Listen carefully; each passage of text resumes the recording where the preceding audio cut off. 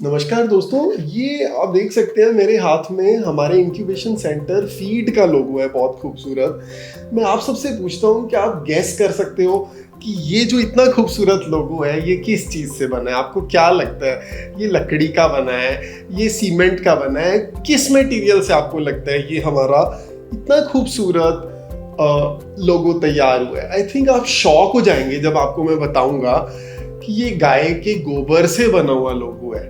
That's right, आपने सही सुना है, ये गाय के गोबर से बना हुआ लोगो है।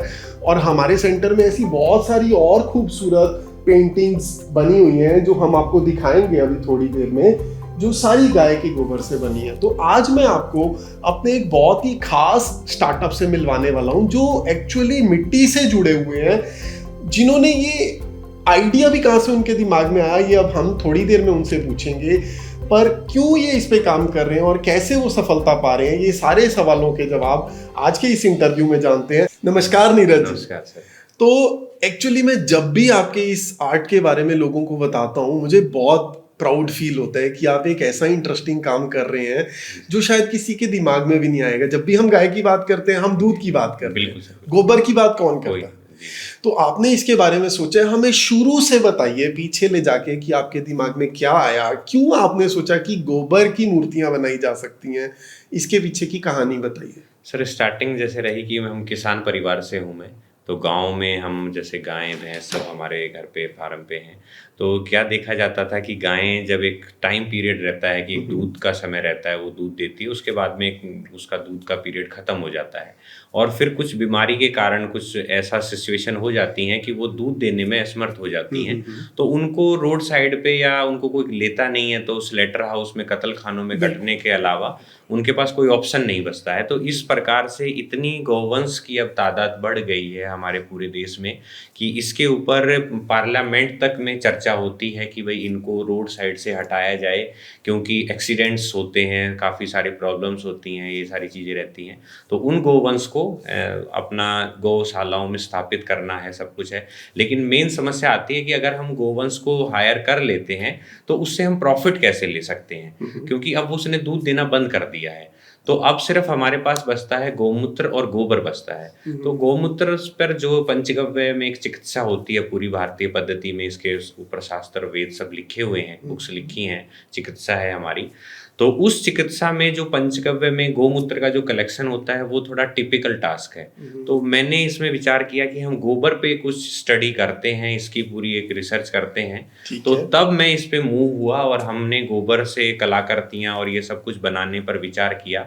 शुरू से मेरी जो पढ़ाई रही है तो उसमें मैं आर्ट एंड क्राफ्ट मेरा शुरू से अच्छा रहा है। तो कुछ वो डिजाइन्स और वो सब शुरू से एक मतलब गॉड गिफ्ट मैंने माना कि भाई, पर भगवान की एक इच्छा थी कहीं ना कहीं, क्योंकि मैं गवर्नमेंट टीचर की मेरी जॉब रही थी, तो मैंने उसको ब्रेक किया और फिर मैंने ये अपना मतलब इसमें अपनी पूरा अभी जो समय दे रहा हूँ फुल्ली इस पर समय दे। आपने अपनी गवर्नमेंट टीचिंग की जॉब छोड़ दी ताकि आप ये गौ से रिलेटेड समस्या को सॉल्व कर सकें? जी सर बिल्कुल। यूपी में गवर्नमेंट टीचर की मेरी एज ए प्राइमरी टीचर की मेरी जॉब लगी थी।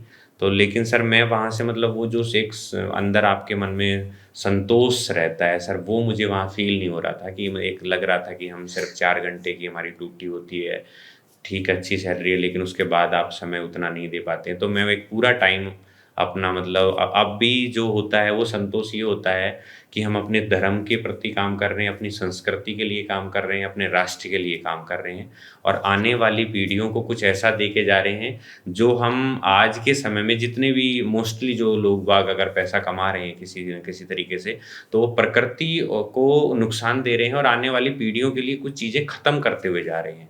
लेकिन हम आने वाली पीढ़ियों के लिए वापस वो चीज़ें लौटा के देते हुए जा रहे हैं। तो कुछ इस फील्ड से हमको सबको बहुत मतलब सेटिस्फेक्शन मिलता है। वाह, बहुत बहुत खूबसूरत विचार है दोस्तों। मैं अपनी हर क्लास में एंटरप्रेन्योरशिप की हर सिंगल क्लास में बोलता हूँ, जब एक ऐसी प्रॉब्लम होती है जो आपको सोने नहीं देती है, आपसे रिलेटेड होती है, आपके आसपास होती है, जिसे आप सॉल्व करना चाहते हो, तब जाके एक स्टार्टअप का जन्म होता है कि आप सोचते हो कि ये प्रॉब्लम का समाधान मैं ही निकाल सकता हूँ। तो एक उसका प्रमाण हमारे सामने बैठे हैं नीरज जी की एक गाय से रिलेटेड जो समस्या थी जो आपको सोने नहीं देती थी, तो हर इंसान दूध के बारे में सोचता है, आपने गोबर के बारे में सोचा।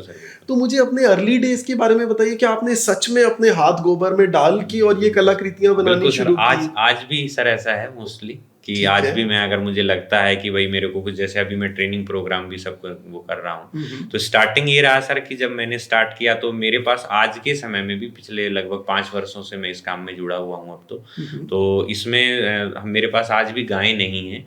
तो मैं सबसे पहला तो ये है कि जो ऐसे गौ पालक हैं जिन्होंने गायें पाल रखी हैं, तो उनका गोबर का कुछ वैल्यू नहीं मिलती है, तो मैं उनसे करीब 10 या 15 रुपए पर केजी के हिसाब से उनका गोबर खरीदता हूँ। अरे तो वाह! उनको फिर एक एक्स्ट्रा इनकम उससे मिलती है, ओके, तो वो ओके। चारा या फीड अपना कुछ भी अपना वो कर सकते हैं। फिर उसके साथ में हम वो गोबर लेके आते हैं सर, उसको पूरा सुखाया जाता है और 3 से 4 दिन का प्रोसेस होता है। फिर पूरा अपना ये चक्की का प्रोसेस है सर, उसमें डाल के पिसाई करके तब सर ये मैंने जितना भी फिर ये रिसर्च करा और सब कुछ चीज़ें करी, तो सर ये पूरा एक पार्ट रहा कि गोबर में हाथ देना और ये सब कुछ, ये तो सर तो आपने नॉर्मल। इसकी कोई फॉर्मल ट्रेनिंग नहीं ली, आपने खुद ही R&D हाँ, करके? नॉर्मल सर एक पंचगव्य जो चिकित्सा है, जिसमें पूरा गौमूत्र से ये सब दवाइयाँ बनाई जाती हैं, तो उसमें धूप बनानी है, साबुन बनाना है, फेस पैक बनाना है, तो इस प्रकार की एक पंचगव्य चिकित्सा का मैंने 1 साल का कोर्स किया इसका।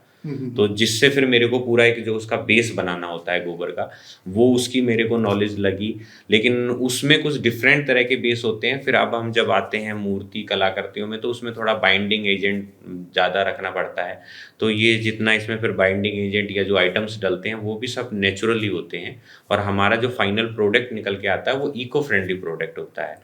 तो मैंने आपकी वर्कशॉप पे देखा बहुत सारी इंटरेस्टिंग चीजें आपने बना रखी थी, जी तो सर। कौन सी ऐसी कलाकृति या मूर्ति आपने बनाई है जिसको लेके आप बहुत प्राउड हो, जिसे आपने बनाया तो आपको लगा वाओ मैंने ये तैयार किया? तो उसमें सर अभी हमने हाल में कोरोना का जो समय चला अभी पीछे वाला 2 महीने का, तो उस 2 महीने के लॉकडाउन में मैंने बाबा केदारनाथ जी की एक प्राकृति पूरी उनका 3D मॉडल तैयार किया है। ओके। आपने जो विजिट किया था उस दिन बिल्कुल, भी आपने बिल्कुल। वो पूरा फील किया उसको।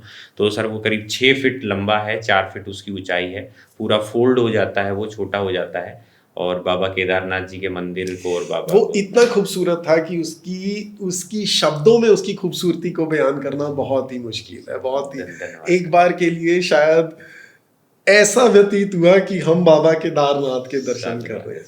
तो अब आगे बढ़ाते हैं आपकी जी स्टोरी सर, को। अब जी। बताइए कि आप चाहते क्या हैं, आपके सपने क्या हैं, आप इन कलाकृतियों को लेके कहाँ पहुंचना चाहते हैं, कितनी दूरी आप तय करना चाहते हैं? सर देखिए, अभी अगर जैसे बात करते हैं मेरे स्टार्टअप के बारे में, तो बेसिकली हमारे जो गाय के गोबर का जो एक रॉ मटेरियल है, तो वो हर फील्ड में काम आ रहा है। मतलब मोस्टली हम जैसे अभी मैं काम कर रहा हूँ, तो लगभग 30 से 40 इंडस्ट्रियाँ ऐसी हैं कि जिसमें अगर हम उनको लगाते हैं तो अलग अलग रॉ मटेरियल की हमें ज़रूरत पड़ती है। तो हमारे पास एक सिंगल रॉ मटेरियल है जिससे हम इतनी इंडस्ट्रियों को कवर कर रहे हैं। तो अगर इतनी सब इंडस्ट्रियाँ हैं, इको फ्रेंडली आइटम है, सब कुछ है, तो सर अगर मैं मेरे जो अपने सपने हैं, तो मैं चाहता हूँ सर कि मैं इसको यूनिकॉर्न तक लेके जाऊँ। अरे वाह, बिल्कुल सर, क्या बात है, कि क्या जब बात एक है। सिंगल स्टार्टअप सिंगल मटेरियल से, सिंगल प्रोडक्ट से यूनिकॉर्न जा सकता है, तो सर हमारे पास तो मल्टीपल प्रोडक्ट्स हैं और इको फ्रेंडली आइटम्स हैं। आगे आने वाला समय ही सर उस चीज़ों का है। पर अगर आपको ऐसा कुछ करना है तो आपको अपने साथ बहुत सब लोग लेके चलने पड़ेंगे, तो क्या आप दूसरे लोगों को इसकी ट्रेनिंग देते हैं, उनको साथ लेके चलते हैं, बिल्कुल कैसा? सर, बिल्कुल। अभी सर जैसे मोस्टली 4 मेरे ट्रेनिंग सेशन हो चुके हैं, जिसमें ऑल ओवर इंडिया से 40 स्टूडेंट्स आके ट्रेनिंग ले चुके हैं। तो उसमें सर हम ये करते हैं कि जैसे अभी मेरा मोस्टली मैं रखता हूँ कि मैं अपने रिसर्च एंड डेवलपमेंट अपने कर रहा हूँ कि हम नई नई चीज़ें बना सकें, हर फील्ड में हम अपनी पहचान उसमें लगा सकें और अपने इको फ्रेंडली आइटम्स को वहाँ पे फिट कर सकें। तो जो ट्रेनिंग करने वाले स्टूडेंट्स रहते हैं, तो बेसिकली मेरे पास जो, अब मुझे पता है कि जो स्टूडेंट मेरे यहाँ से सीख के गया है, तो वो कहीं ना कहीं मेरे तरह के बिल्कुल उत्पाद तैयार कर रहा है। तो मेरे जो ऑर्डर रहते हैं, तो मैं उनको वो फॉलो अप कर देता हूँ। तो जिससे फिर एक नॉर्मल, अगर उनको लगता है, मुझे लगता है बड़ा ऑर्डर है, तो मैं एक बीच में एक अपना मार्जिन रख लेता हूँ, उनको भी काम मिलता है, उससे कनेक्ट रहते हैं। अब जैसे महाराष्ट्र से अगर अभी गणेश महोत्सव गया, तो महाराष्ट्र से बहुत से लोगों का मूर्तियों की डिमांड रही। तो मेरे पास स्टॉक कम पड़ गया, तो मेरे जो 3 लड़के थे जो मेरे यहाँ से स्टूडेंट्स गए ट्रेनिंग लेके, तो मैंने उनसे कनेक्ट किया है। तो उन लोगों ने करीब 800-900 मूर्तियाँ बेची, जिनकी एक मूर्ति की कीमत 2500 के समथिंग थी। एक गोबर के बप्पा, और एक छत्तीसगढ़ के थे, तो उनका पूरा रायपुर FM पे उनका आया, टेलीकास्ट हुआ और ये सारी चीज़ें हुई। तो वो भी हमारे यहाँ से ट्रेनिंग करके लेके गए हुए। तो दोस्तों देखा आपने, बहुत कुछ थ्योरी और प्रैक्टिस में सेम है। मैं अपनी क्लास में बार बार बताता हूँ कि all you need is a dream. एक सपना चाहिए आपको एक प्रॉब्लम को सॉल्व करने का, और नीरज जी ने एक प्रॉब्लम के बारे में सोचा कि गाय के बारे में वो क्या कर सकते हैं और कहाँ से कहाँ उन्होंने अपना स्टार्टअप पहुंचा लिया। और दूसरी बात जो मैं अक्सर कहता हूँ कि एंटरप्रेन्योर वो है जो ग्रोथ के बारे में सोचता है कि अगर आज मैं 1 हूँ तो कल मैं 1 से 2 और फिर 2 से 4 कैसे बनूं। तो उसी लाइंस पर मैं देख रहा हूँ कि नीरज जी बहुत सारे लोगों को अपने साथ जोड़ रहे हैं। और शायद अगर आप भी उत्तराखंड में हो और आपको भी इंटरेस्ट हो इस लाइन में काम करने का, तो मुझे लगता है आपको इनसे मिलना चाहिए और एक ये मुहिम चलानी चाहिए कि किसी भी गाय को परेशानी के दौर से ना गुजरना पड़े और एट द सेम टाइम इतनी खूबसूरत मूर्तियों से हम अपने घर को सजा सकें।